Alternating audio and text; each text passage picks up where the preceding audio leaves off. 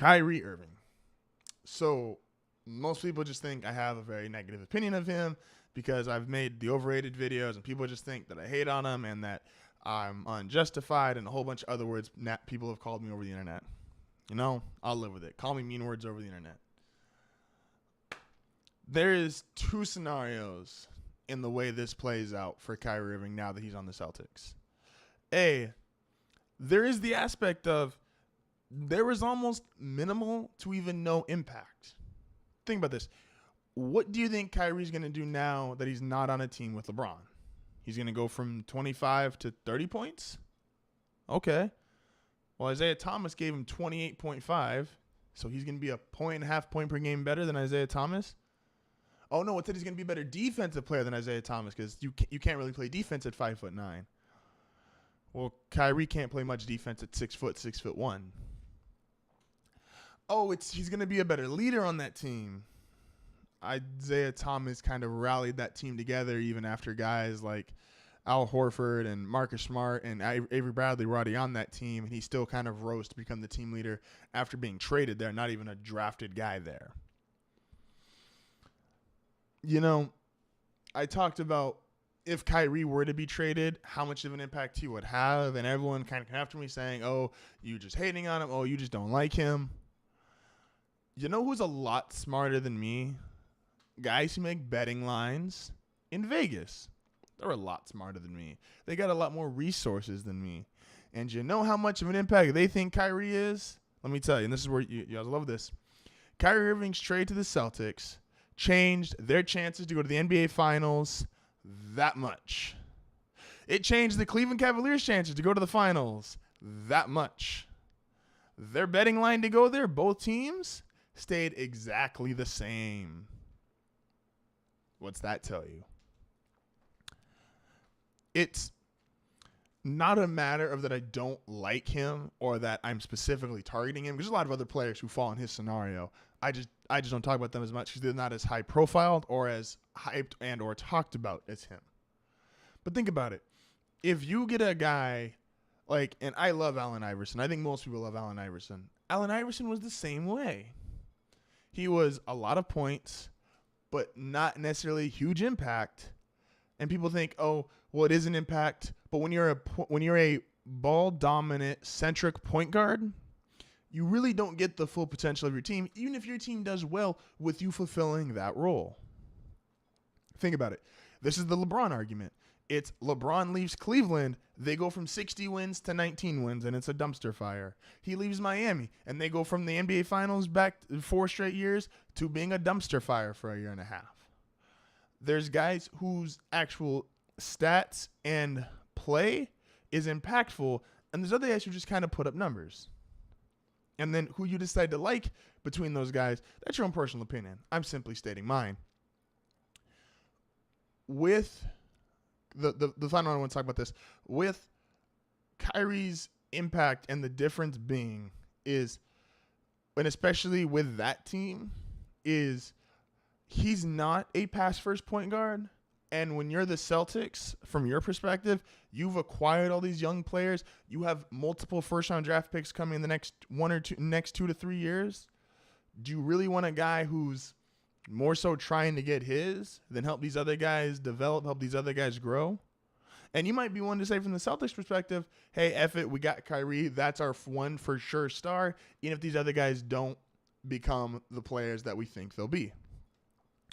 Scenario 2, Kyrie proves me completely wrong, and he goes there and makes a great impact. And how he goes there and makes a great impact is he looks around at his team, and he sits there and think, you know what? I got Jaylen Brown, who was the number 3 overall draft pick last year. I have the kid out of Duke who's scoring 20 points a game out of the summer league this year. I've got Marcus Smart, who's a great defender when I know that's not in my skill set. And I've got Al Horford, who's a guy who's going to get me 14 to 16 points a night. He's going to give me 8 to 10 rebounds. He's going to play solid defense, and he's a great team player. Plus, solid bench. You go there, and then you get to kind of mature into the team leader, the guy who puts everybody in the right position. You don't have to go out there and score 30 points a night.